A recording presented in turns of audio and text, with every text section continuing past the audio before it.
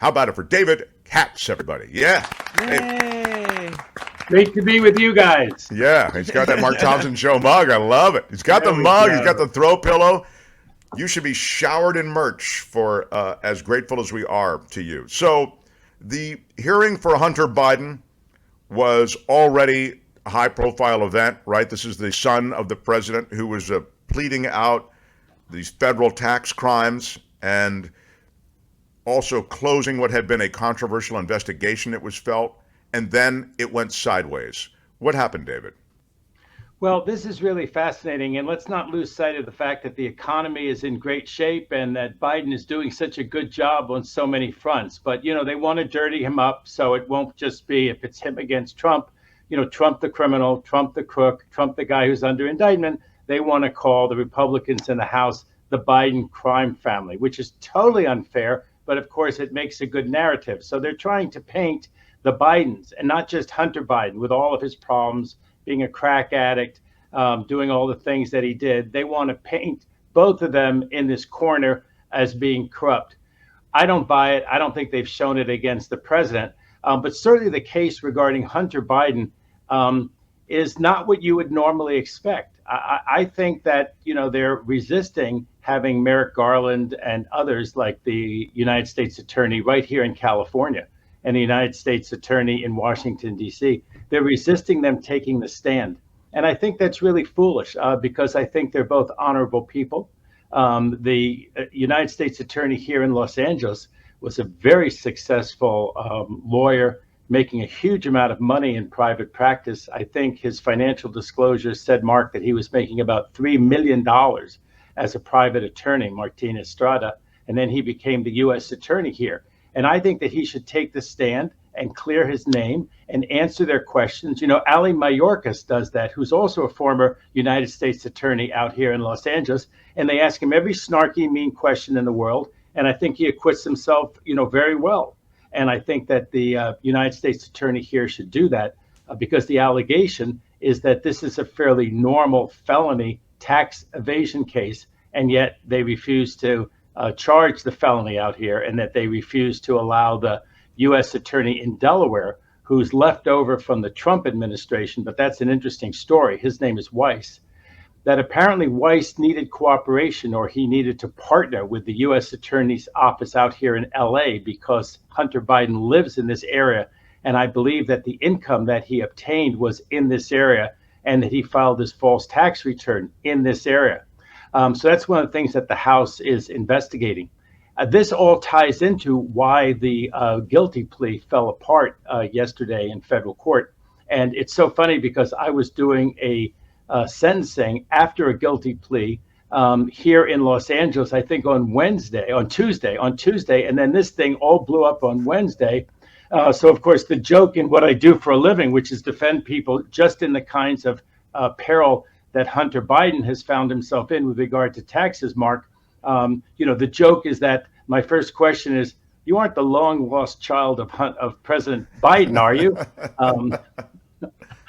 The joke being that seems to be a defense that works for Hunter Biden that doesn't for other people. And of course, that's the whole, that's the whole way that they want to. Right. That's the issue. Is he getting special treatment? Was he getting special treatment, David? It's really a fascinating question. And I mean, it's not a fascinating question whether Trump and Trump's kids got special treatment. They did in spades. And of course, that's something the Republican House doesn't want to investigate at all. I mean, they would have some credibility. And I think now they have very little. They're totally partisan. But I think they'd have some credibility if they looked into, on Monday, Hunter Biden and the money that he took. And then on Tuesday, they looked into Jared Kushner and Ivanka Trump and him getting Jared Kushner, the son-in-law of Trump, a $2 billion deal with the Saudis to invest the Saudis' money, when it doesn't seem that he had any special expertise. And in fact, the Saudi top financial ministers were saying, why would you trust $2 billion with a person who has no track record, has no special ability to handle our money? And of course, wink, wink, everyone has a feeling that the answer was because he's the president's son-in-law. And of course, the House Republicans have no interest in investigating that. But let me turn to this specific problem that happened the other day.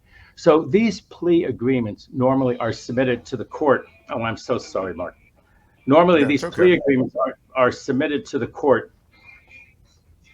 Kashmir by Led Zeppelin is We my couldn't hear it answer. on the mic. That's funny. That's funny. They made their $1.50 off of me. It's only a Yeah, one-time David's payment. David's the rocker to the end. Go ahead. Yeah. So what happened in court is these plea agreements are submitted ahead of time, and there's a lot of things that are really weird about this. One is that the plea agreement hasn't been submitted ahead of time. I mean, sometimes they are, sometimes they aren't. But this being so high profile, they play into the hands of the Republicans who say, "Wow, it's not transparent. Why haven't we seen the plea agreement? Why hasn't the whole country been able to dissect what's going on?" Now, the reality is we haven't seen the search warrants for Trump's Mar-a-Lago and all this kind of thing.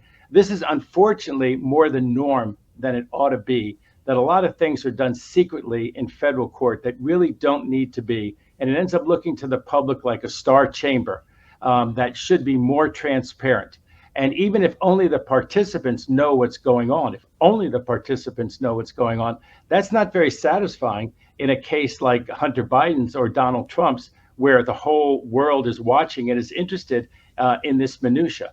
So two things happened yesterday, and is why the federal judge did not accept this plea agreement, but told them to keep working on it and to come back in 2 weeks. The first problem, Mark, was that as they went through the colloquy, the questioning and answering with the court, and normally it's intense, but it's short. This one was about 3 hours long, with a great deal of questioning by this federal judge. What exactly was Hunter Biden getting in exchange? Now, if you want to poo-poo it, you could say in exchange, the guy only had to take 2 misdemeanors. He took no time in jail. The idea that he would be given a lot of consideration on the other end, of course, hits especially the Republicans in the House as rich.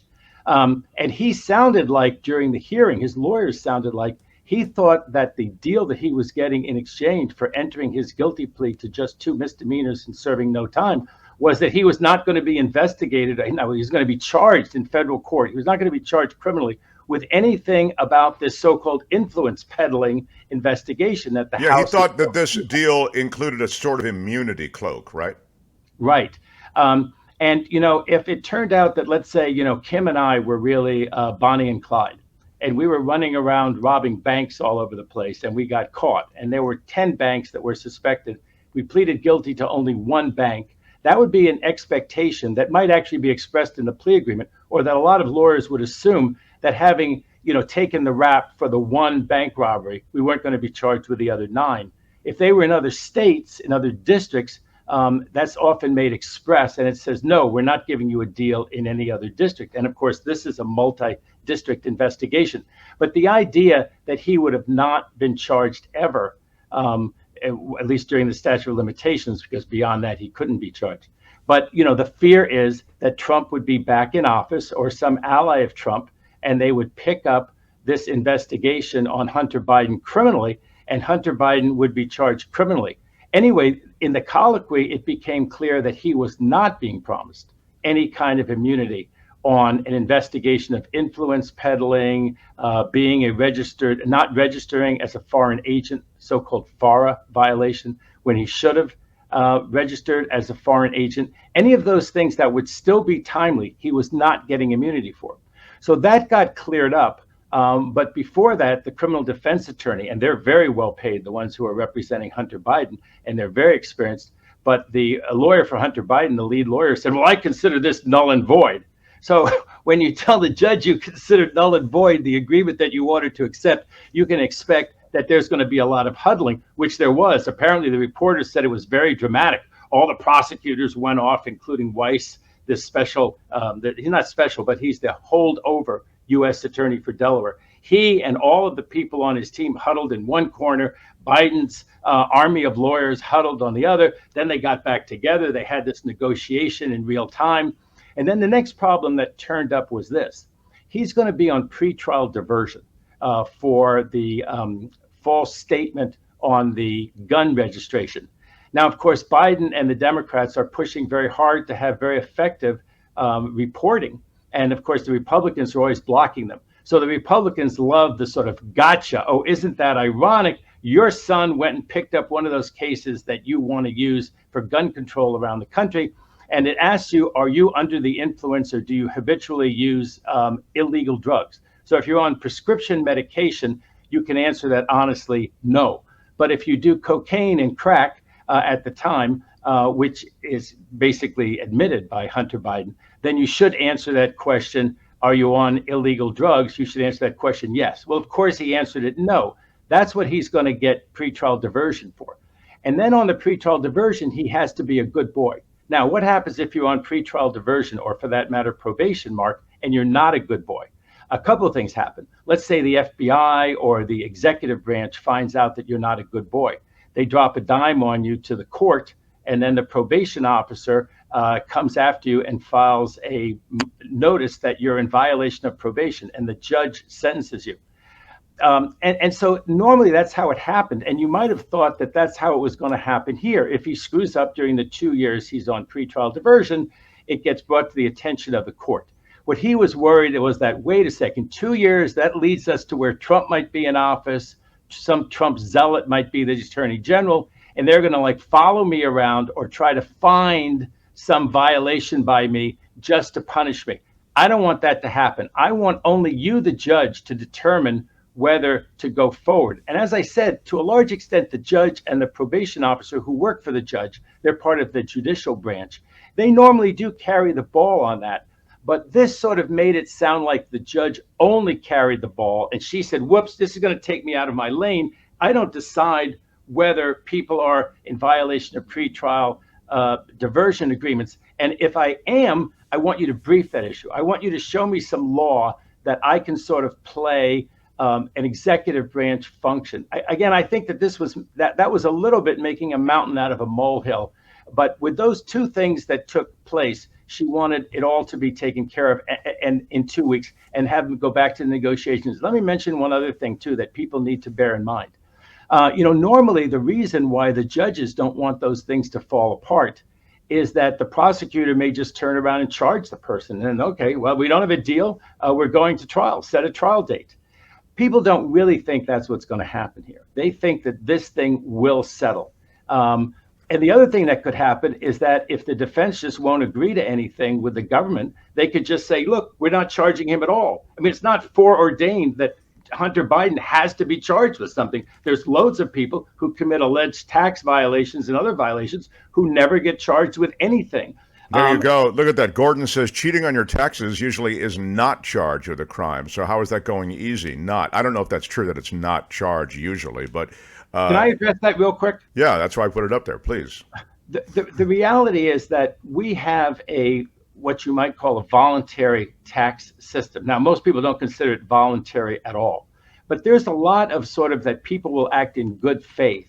And for the people who don't act in good faith, they indict people and they publicize it as much as they can. They especially publicize it in late March, so you'll read it in the newspaper and think, wow, I better file my tax return and file it properly on April 15th, because they really do prosecute these cases and send them to jail. That's great. But at the same time, the actual chances of somebody who is cheating on their taxes being federally indicted for cheating on their taxes is low, just as a probability matter. Now, why should a sane person take any chance of that? Pay your taxes, live your life, sleep like a baby at night. Okay. But Hunter Biden and his tax return, if his name was Joe Blow, could have very easily been missed, certainly criminally. It might have led to an audit. That's a civil thing where they collect money, but that it leads to a federal criminal prosecution is unlikely. Now, Mark, having gone as far as it went, and this is what the supervisory special agent and his underling are testifying about in Congress. By the way, the supervisory special agent, they make him sound like he was like the deputy chief of the tax division. He'd been promoted once. So there are all these special agents who run around. They're called special agents because they have a gun and a badge. The Republicans love to say, oh my God, you're going to spend $80 billion unleashing these teams of federal agents on these IRS agents with their guns and badges. The special agents can go into some hairy situations because they're investigating crimes, just like the FBI or the postal inspectors can go into a normal situation, but they can go into some hairy situations. So they have a gun and they have a badge. And when the special agents get involved in the case, it normally means that it's going criminally. Having gotten to that point where this supervisory special agent is, so he's been promoted just one time. He's not way up in the Department of Justice. He's been promoted one time, and this is the guy Ziegler, who's testifying along with him, who is basically his underling. And these two guys are being protected by this whistleblower act so that they weren't fired already. And they have a lot of credibility. They also honestly seem to have an axe to grind, Mark. It's not that unusual that the investigators disagree with the prosecutors. I've had that in my cases. I told you I've taken 2 out of 3 cases to the Department of Justice Tax Division, where you go to the top echelon of the tax division in Washington, D.C. 2 out of the 3 were not prosecuted. That's not because they had any political influence or I exerted any political influence. I think I just represented them well. I made good arguments. I'm sure the investigators felt like testifying in front of Congress after I got done with both of those 2 cases, that what the hell was wrong with the prosecutors? They'd investigated these cases. These investigators believed in these cases, and yet they weren't charged. So I see it on both sides. And let me say one more thing. They say that it was really anomalous that a search was not done. And, here's the funny thing about the IRS. With all the people knocking them, they actually tend to play by the rules because there are all these taxpayer bills of rights. There's all these reasons why they do try to be reasonable. And so if they call me up and they say, Mr. Katz, we're really interested in some records from your client, company X or individual Y, I'm going to say, what do you want? We're going to get you the records. We need 2 weeks to get them to you. And if we get them the records, you do pretty much avoid a search warrant like you expect with the police or like happened at Mar-a-Lago because Trump wasn't cooperating with the authorities. If you cooperate with the IRS criminal authorities, it's very often that they allow you to comply with the subpoena or the summons and that it doesn't arrive at the level of a search warrant where they're raiding the office and pulling out all the computers and bringing the company to a halt. That's one of the things that we do. So the idea that they called Biden's attorneys, I'm reading that called Biden's attorneys and the Republicans want you to think, well, they tipped them off and they're working together and it's the deep state and Biden and blah, blah, blah. I think that what happened was they just said, we want these records from Hunter Biden. Will you provide them? And they provided them and they thereby avoided a search. And this idea that they didn't just go up to Hunter Biden and interview him on the street, people ought to think about that. I mean, this is a teaching moment. You don't want IRS criminal investigators going up to a criminal target and interviewing them on the street. That's really shady. I mean, you have Miranda rights, you have other rights. Maybe you're not in custody, so you don't technically have a Miranda right to be Mirandized. But they ought to build their cases the right way, not by, standing next to you at the ATM and saying, oh, you're Hunter Biden. Listen, I just have a few questions. And before you know it, they've done it. I have a motion right now where they interviewed my guy's tax lawyer. They just sort of walked up to him, sort of freaked him out, asked him a bunch of questions. I'm moving to suppress all the fruits of that because the IRS ought to investigate cases properly. And I think they were trying to investigate the Hunter Biden case properly. Maybe I'm credulous. Maybe I'm naive even after all these years. So there are some anomalies. And let me just close on the Hunter Biden thing by saying this. Once it came to their attention, this case would not have been dealt with by a misdemeanor normally because the misdemeanors are for the people who don't have willfulness. They're for the people who only do it, let's say, in 1 year and can credibly argue it was a mistake. The people who take what are called affirmative acts to conceal what they're doing.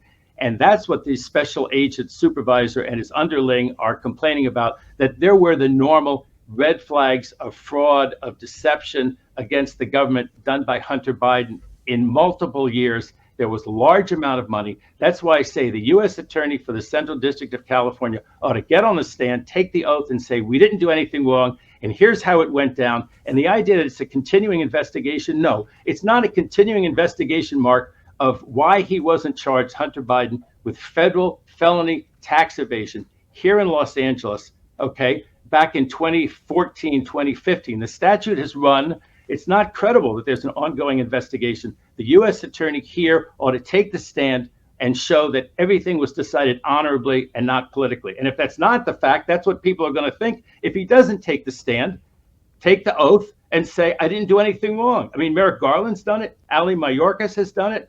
what's so special about these U.S. attorneys, to take the oath and clear their names? Yeah, you make a really compelling point as to why they should take the stand and why they should testify. And, as you detail all of these ridiculous conspiracy theories that are associated with the GOP accusations, you're right. Public testimony could clear all of that. I do want to ask you, and then I do want to move on quickly to Trump, and then we have to wrap up, I know.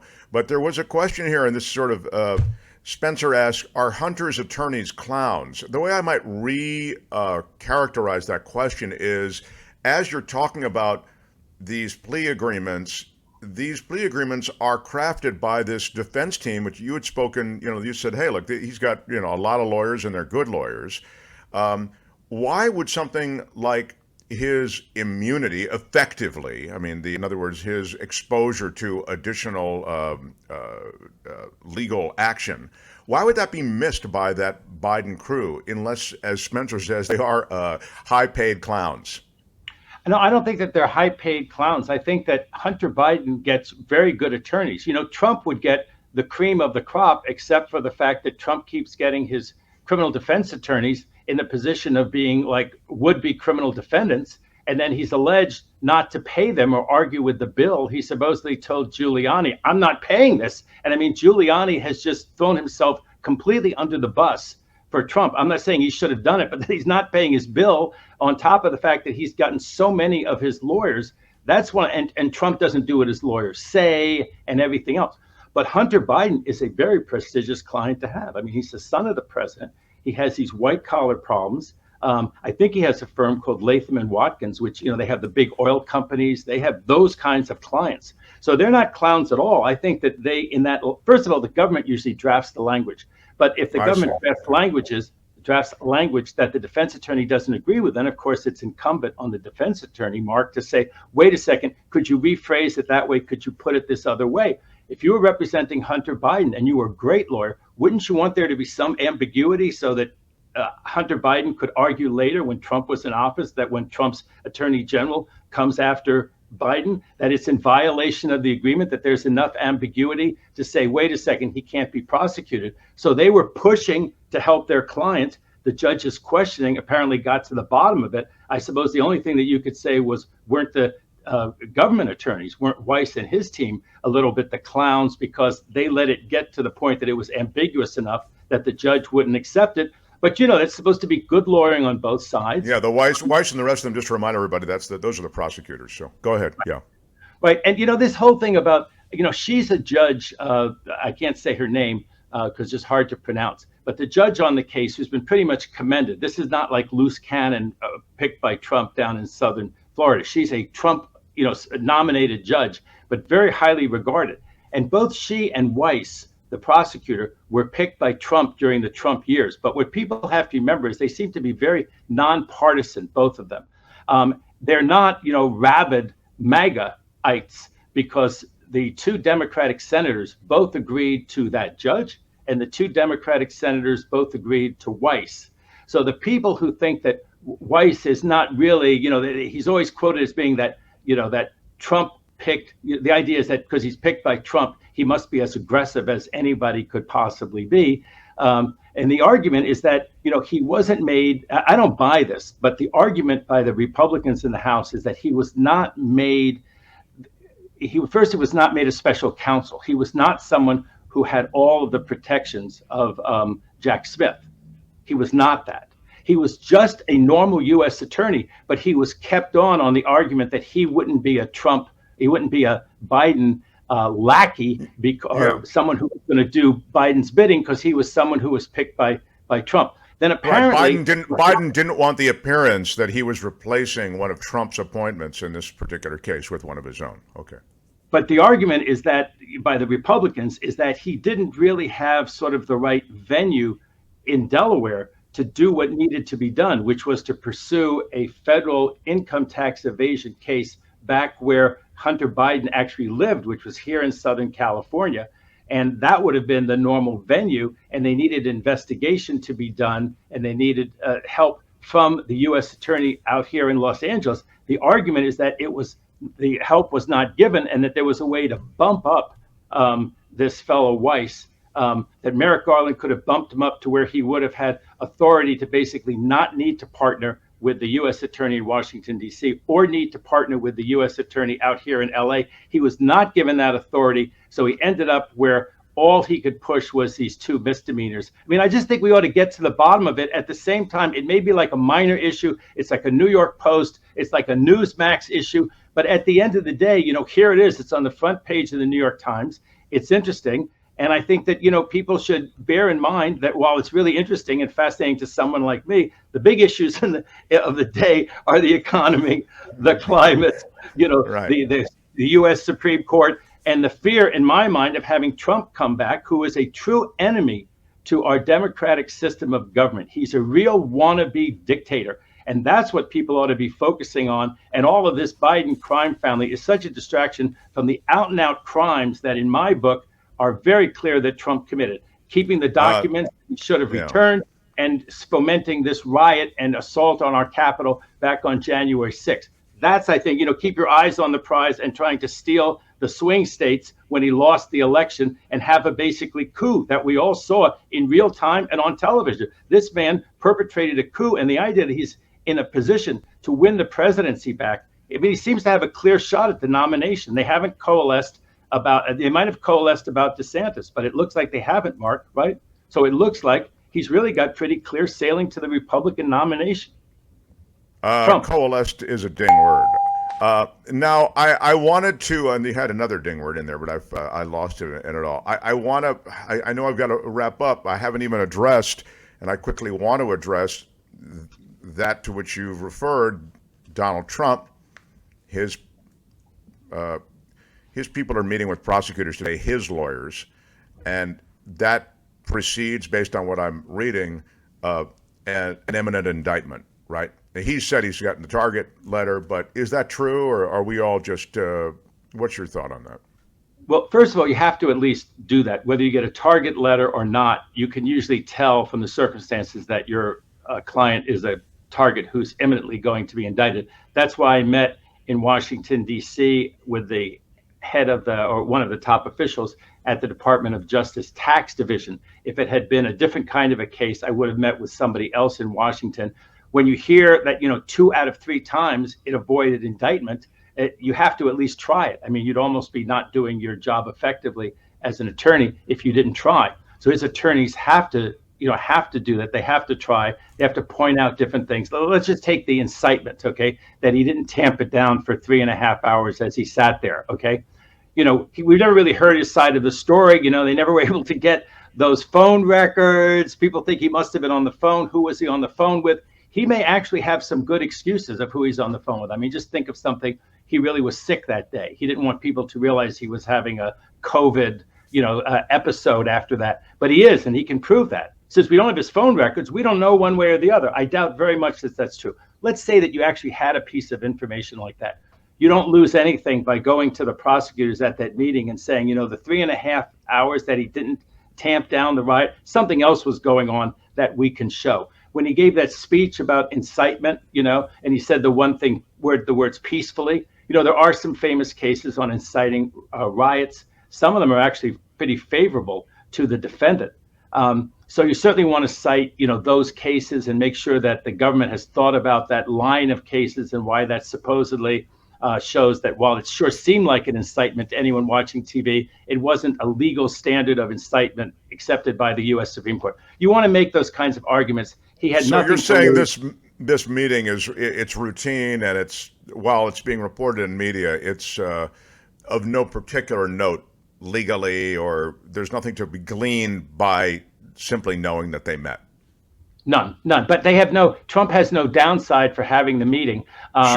Sure. If there's something that he wants to really save for the trial, I mean, he's got to make up his mind. Okay, would it possibly change their mind? If he had what I just said to you right now, okay, he might think to himself, it's not really going to change Smith's mind or his prosecutor's minds. So I'll just wait and hold that back. There are some things that a defendant is entitled to hold back and not, they say, spring on the government until the trial, especially if a client's going to testify. They can never examine or get the, there's a Fifth Amendment right not to talk to the prosecutor. And so you can take the stand. Now, Trump has shown himself over and over again to have this bravado, Mark, that he's going to testify. He wants to clear his name. He wants to talk to Mueller. Then he never wants to talk to anybody. Think about it. He himself, Trump, never talked to the DA in New York City. He never talked to Jack Smith about the Mar-a-Lago. He himself, he never talked to Mueller when it all shook out. He will never take the stand. I mean, he's so likely to commit perjury. He's not a good witness. He's self-incriminatory, and every utterance is just trouble. Remember in E. Jean Carroll, where he takes his deposition, they show him a photograph, and he says, "Oh, that's beautiful. Is that my daughter?" No, that's the person suing you. So your defense is you don't find her attractive at all. The person you think is beautiful, it looks like your daughter. I mean, he's a terrible witness. So he's not going to testify. But if there's something that he thinks really could change his fate at trial, then he's got to make that decision. Do I hold that back, knowing that I could spring it on the government at trial? I doubt Trump really has anything like that. So he probably hit the Jack Smith and his prosecutors with his best shot, and his best shot will amount to absolutely nothing, and he'll be indicted for exactly what the special counsel intended to indict him for January 6th. But those indictments won't come down in any sort of timely way that would bring a trial before the election, correct? They could come down. Well, they could come down later today. You know, this idea. Well, the indictments can come down. I'm sorry, but that would bring a trial. Right. I mean, the indictments can come right. down, but the actual trial is going to. Well, here's what if I were the federal judge in Washington, D.C., who drew this case, and I clerked for a famous federal judge in Washington, D.C., who got cases, not of the president of the United States, but he had a case. He had one of the abscam cases with a sitting. Oh, sure. That was huge. With a sitting congressman, right, in 1980. And I was his law clerk during that. It was a circus, but nothing like the circus that Trump's case would be. But the way to get this case to trial, especially if there's no national security information in it, I would bring the parties into court every single week, and I would have them tell me, are there any problems, any impediments to this case going to trial? Tell me what they are. You don't need to have a formal hearing or whatever. Tell me all the problems, and then you turn to the government. You say, look, this obstacle is here, this impediment. What can you do? They need more discovery on this. They need this to be expedited, and stick to that trial date. No matter what happens, stick to that trial date and get this case to trial. And it could go to trial. There's 70 days for the Speedy Trial Act. There's excludable time. Let's say it's a few months, but there's no reason why, if the case is indicted today or a week from today, that with careful judicial supervision and keeping the thing going and doing whatever can be done to prevent reasonable delays. I'm not saying if the government doesn't give discovery and then the defense needs more time because the government is delaying discovery, Mark, well, that's not fair to the defendant. But by carefully monitoring it, you make sure the government is bending over backwards to do everything so that defense can be ready for trial on that date. And then you have the trial on that date, which could be, let's say, 6 months from now. And I think that may actually happen. But I give the case in the Southern District of Florida with Judge Cannon down there. What she said. No chance of making it. Yeah, no chance of making it to she said April. She said April or May. The national security stuff alone and government appeals that they're entitled to take if she rules for Trump will kick that thing past November 2024. Wish we had more time, but we've spent an extended time, and you've been so lovely to indulge us that way. You can find him here on Thursdays. You find him across the globe, opining on legal matters. And there he is, proudly drinking from the Mark Thompson Show mug. The former federal prosecutor, now the strength of David Katz's abilities for the defense of the wrongly accused. David Katz, everybody. How about it? Thank you, David. Love you. See you next week. Great to be with you, Mark. Really a pleasure. Hi, it's Mark, and I thought that was great. Hit the notification bell. You'll know whenever there's a new video being dropped, and please subscribe to our channel to help us save the universe.